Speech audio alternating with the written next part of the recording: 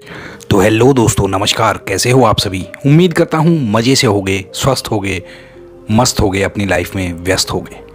तो दोस्तों, आज की जो स्टोरी है वो ऐसी स्टोरी है जिसे आपने कभी नहीं सुना होगा, ना आपको किसी ने बताया होगा, ना कहीं आपने इसे पढ़ा होगा। क्योंकि रीज़न ये है दोस्तों कि आज की स्टोरी एक ऐसी स्टोरी है कि एक गांव जहां पर रेलवे द्वारा एक रेलवे स्टेशन बनाया जाता है और वहां पर निरंतर 5 साल तक ट्रेनें आती हैं, रुकती हैं, यात्री उतरते हैं, चढ़ते हैं और अपना सफ़र तय करते हैं। मगर 5 सालों के दौरान कुछ ऐसा पैरानॉर्मल एक्टिविटी होती हैं, कुछ ऐसी भूतिया वहाँ पर चीज़ें होती हैं कि जिसकी वजह से उस रेलवे स्टेशन को बंद करना पड़ता है। और ये चीज़ बाकायदा रेलवे के रिकॉर्ड में दर्ज है, जिसे आप पता कर सकते हैं, जिसे आप पढ़ सकते हैं, जिसे आप देख सकते हैं। तो दोस्तों, आज का जो किस्सा है वो एक सच्ची घटना पर आधारित है, जो बाकायदा रेलवे के रिकॉर्ड में भी दर्ज है। तो किस्से को दोस्तों मैं शुरुआत करता हूं, आपको सुनाता हूं। दोस्तों, ये साल 1965 का वक्त होता है, 1965 का।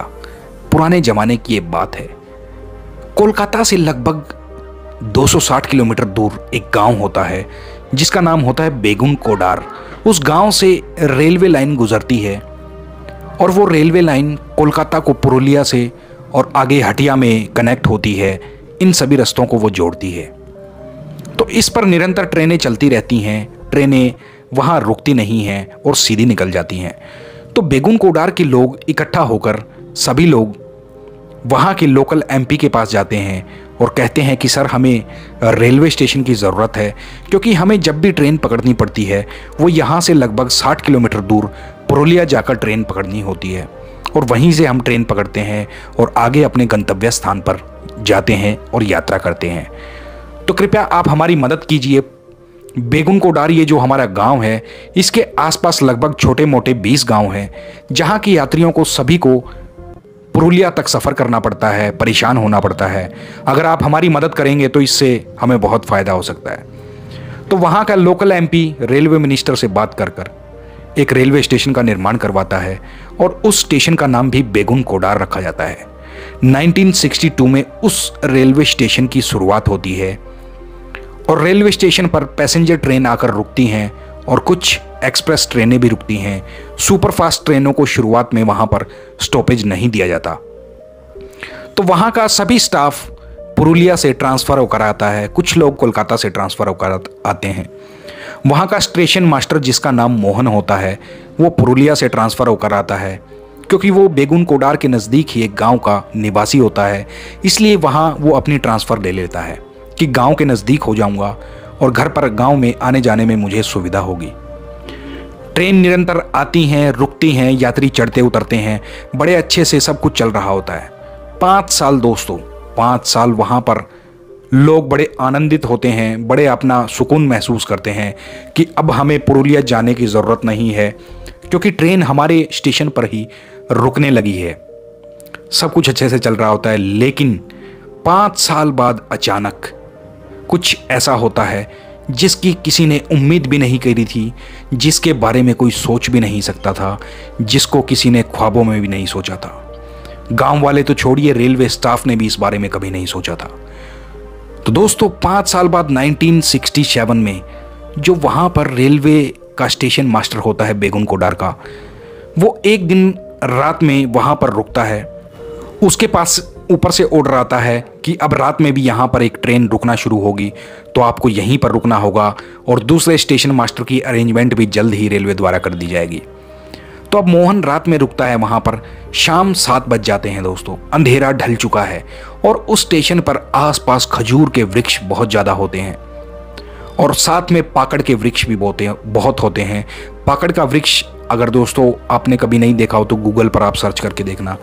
वो बहुत ही घना वृक्ष होता है, बहुत ही बड़ा वृक्ष होता है। अब मोहन भी उस हरियाली को देखकर बड़ा मंत्रमुग्ध होता है और वो भगवान से मन ही मन दुआ करता है कि मेरी दुआ कबूल हो गई है भगवान, कि मुझे इतनी हरियाली वाले क्षेत्र में और मेरे घर के नज़दीक रेलवे स्टेशन पर मुझे नौकरी करने का अवसर मिला। लेकिन ये अवसर सुखद था, मगर कुछ दिन बाद ये एक दुखद हादसे में बदलने वाला था दोस्तों। मोहन जैसे ही शाम को 7 बजे वहाँ स्टेशन पर रुकता है तो वो बाहर निकलता है ट्रेन देखने के लिए कि कौन सी ट्रेन आ रही है, कौन सी ट्रेन जा रही है। तो उसकी नज़र अचानक एक लड़की पर पड़ती है। वो लड़की सफ़ेद रंग के वस्त्र पहने होती है, उसके मुंह पर खून लगा होता है और कपड़ों पर भी कुछ खून लगा होता है, जिसे देखकर मोहन घबरा जाता है और वो देखता है कि आखिर ये लड़की इस घायल अवस्था में यहाँ कैसे आई। अब मोहन उससे बात करने की कोशिश करता है कि रुकिए, आप कौन हैं, आप कैसे आए हैं यहाँ, और मैं आपकी मदद कर सकता हूँ। लेकिन वो लड़की कुछ नहीं बोलती है। इतने में ही एक गाड़ी आती है जिसका स्टॉप बेगुन कोडार स्टेशन पर नहीं होता है। उस ट्रेन की स्पीड लगभग 80 किलोमीटर होती है और वो लड़की ट्रेन के साथ साथ भागना शुरू कर देती है। और ट्रेन के साथ साथ भागते भागते वो इतनी स्पीड से भागती है कि वो ट्रेन से आगे निकल जाती है। मोहन ये सब देख रहा होता है और एकदम से हैरान और एकदम से परेशान हो जाता है कि आखिर एक लड़की ट्रेन की स्पीड से कैसे ज़्यादा अधिक तेज़ी से भाग सकती है। और वो घबरा कर सीधा अपने केबिन में घुस जाता है और वो ये बात दूसरे अपने जो स्टेशन के दूसरे वहाँ पर हरी झंडी दिखाने वाले एक पियून होता है और 2-4 जो स्टाफ होते हैं उन सभी को बताता है। तो सब कहते हैं कि हो सकता है कि ये आपके मन का वहम हो, क्योंकि यहाँ पर ऐसी कोई भी लड़की दिखाई नहीं देती है।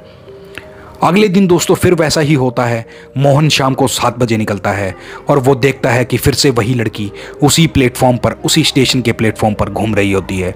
और वो मोहन फिर उससे बात करने की कोशिश करता है, मगर वो लड़की कोई जवाब नहीं देती। वो उसी ट्रेन का इंतज़ार कर रही होती है और जैसे ही वो ट्रेन आती है वो फिर से उसके साथ साथ दौड़ने लगती है और भागकर उस ट्रेन से आगे निकल जाती है और उस पे ट्रेन के सामने ट्रैक पर बहुत तेज़ी से दौड़ने लगती है। ये देखकर मोहन फिर से घबरा जाता है और फिर से अपने स्टाफ को बताता है कि आज फिर मैंने वैसा ही देखा। तो स्टाफ पहले दिन तो मजाक मानता है, मगर दूसरे दिन वो सोचने पर थोड़ा सा गंभीर हो जाते हैं कि शायद इन्होंने कुछ ऐसा देखा हो, क्योंकि इस एकांत क्षेत्र में जहाँ पर आसपास न आदमी है न जानवर है, सिर्फ जंगल ही जंगल है, ऐसे स्टेशन पर ऐसी हरकत हो सकता है कि हो ही हो। तो सभी स्टाफ इस बात को सुनकर वहीं पर मोहन बाबू को दिलासा देते हैं और कहते हैं कि सर आप पानी पीजिए और चाय पीजिए, वो कुछ मन का वहम होगा, ऐसी चीज़ें नहीं होती हैं। तो दोस्तों नेक्स्ट डे मोहन बीमार हो जाता है और वो स्टाफ को बोलता है कि मैं बीमार होने की वजह से काम नहीं कर पाऊंगा, मुझे 2-4 दिन की छुट्टी चाहिए और मुझे गांव जाना है। और ऐसा कहकर वो अपने स्टाफ से बोलकर गांव की तरफ निकल जाता है और गांव जाने के बाद वो मौत के काल के गाले में समा जाता है। दोस्तों मोहन बाबू जो स्टेशन पर बड़ी खुशियां लेकर आता है कि मैं घर के नज़दीक होता हूँ, मोहन जो उस स्टेशन पर बड़ा खुश होकर आता है और उसकी कुछ समय बाद ही मृत्यु हो जाती है। दोस्तों अब जो स्टेशन का स्टाफ होता है वो सब उसी बारे में सोचते हैं कि उन्होंने लड़की का जिक्र किया था जिसके बाद मोहन बाबू बीमार हो गए थे और उसके बाद उनकी मृत्यु हो गई थी। स्टाफ भी इस बात से घबरा जाता है। दोस्तों फिर ये बात रेलवे तक पहुंचाई जाती है कि ऐसे ऐसे यहाँ पर कुछ हमें ऊट पटांग चीज़ें दिखाई दे रही हैं, कुछ स्टेशन मास्टर को हमारे दिखाई दी थी। मगर सभी कोलकाता का जो स्टाफ होता है कोलकाता से, वो सब कहते हैं कि ऐसी अफवाहें आप यहाँ से ट्रांसफ़र के लिए हमें बता रहे हैं। तो उसकी जगह एक नए स्टाफ को, नए स्टेशन मास्टर को भेजा जाता है जिसका नाम होता है राकेश। राकेश उस स्टेशन पर आता है और फिर से वो स्टेशन मास्टर का कारोबार संभाल लेता है। और शाम को जैसे ही 7 बजते हैं राकेश भी स्टेशन से बाहर निकलता है। बाहर निकलने के बाद दोस्तों राकेश को भी वही लड़की सफ़ेद चोले में, जिसके वस्त्रों पर भी खून लगा है, माथे पर भी खून लगा है और चेहरे पर खून लगा है, वही लड़की उसे फिर से दिखाई देती है और वो ट्रेन के साथ साथ फिर से भागना शुरू करती है और भागते भागते वो ट्रेन से फिर से आगे निकल जाती है। और राकेश बताता है अपने स्टाफ को आकर कि वही लड़की को मैंने देखा है। और वो लड़की ट्रेन के साथ साथ भागकर उससे आगे निकलकर ट्रैक पर नाचना शुरू कर देती है। ये बात सुनकर स्टाफ जो पहले से ही डरा हुआ था वो और ज़्यादा चिंता में हो जाता है, उसे और ज़्यादा डर लगता है और वो सब परेशान हो जाते हैं कि मोहन बाबू जो उस समय स्टेशन मास्टर थे वो झूठ नहीं बोल रहे थे, उन्होंने भी ऐसा ही देखा था, उन्होंने भी उस लड़की का जिक्र किया था जिस लड़की की वजह से उनकी मृत्यु हो गई थी। वही राकेश बाबू भी सेम वैसा ही वर्णन करते हैं कि वही वाइट लड़की, वही 18-19 साल की लड़की जिसे मैंने ट्रेन के बगल से भागते हुए देखा और वो भागते भागते ट्रेन से आगे निकल गई। दोस्तों खजूर के वृक्षों में भूतिया माहौल, पाकड़ के वृक्ष, भूतिया माहौल। उस स्टेशन पर टोटली भूतिया माहौल होता है। स्टाफ डर जाता है और वो सब बैठकर बातचीत करते हैं कि इसका क्या हल निकाला जाए।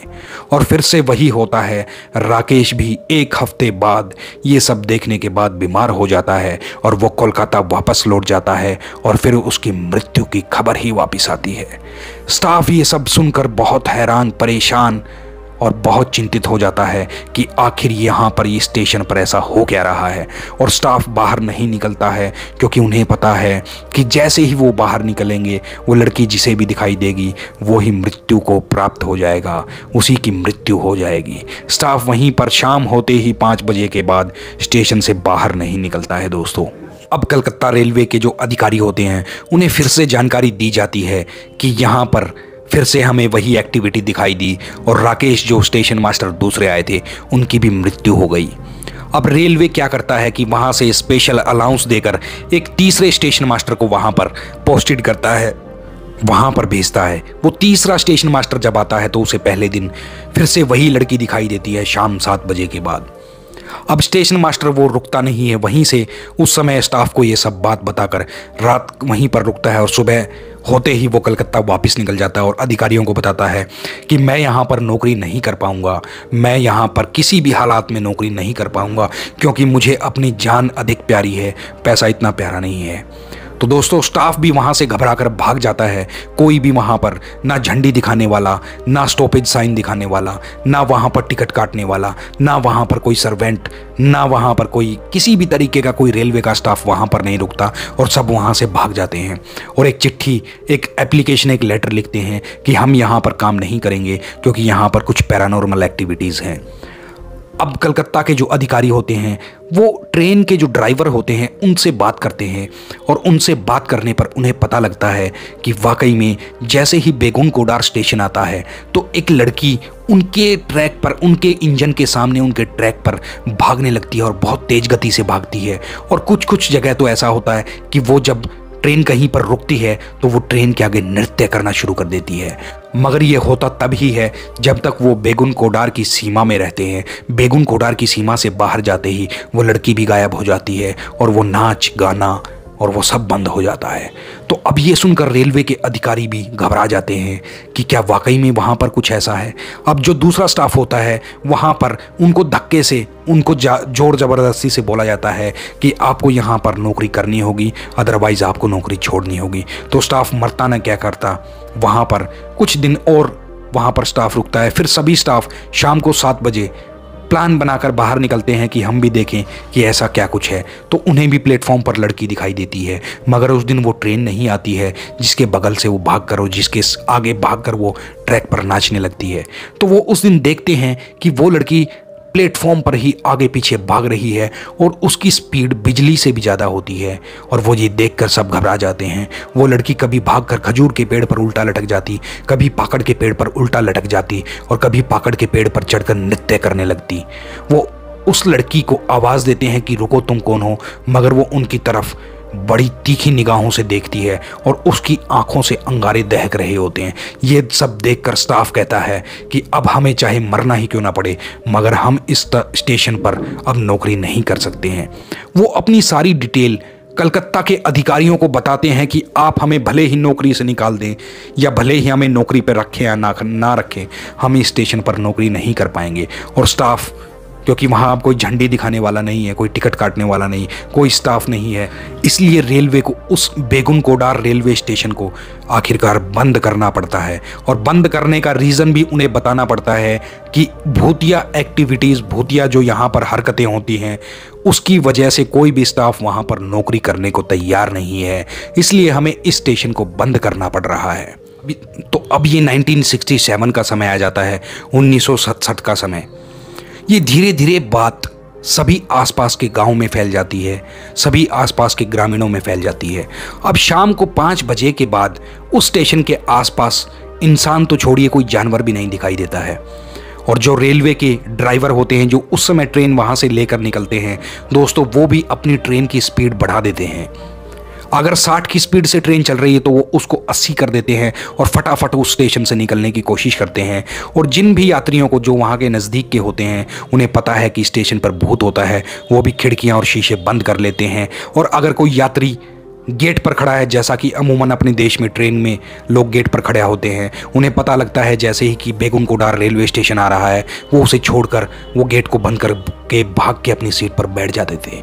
तो इस तरीके का भयंकर खौफ वहाँ पर फैल जाता है। तो इन सभी को देखते हुए वो स्टेशन को परमानेंट रेलवे बंद कर देता है और रिकॉर्ड में दर्ज कर लेता है कि भूतिया स्टेशन होने की वजह से इस स्टेशन को बंद किया जा रहा है। धीरे धीरे समय बीतता रहता है और ऐसे ही करते करते लगभग 40 साल हो जाते हैं।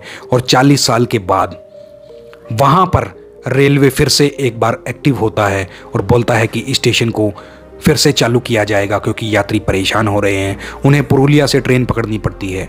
जबकि यात्री रेलवे को कोई भी नहीं बोलता कि हमें स्टेशन पर ट्रेन रुकने के लिए हाल्ट दें ट्रेन के लिए, ये सिर्फ रेलवे द्वारा ही इनिशिएटिव लिया जाता है।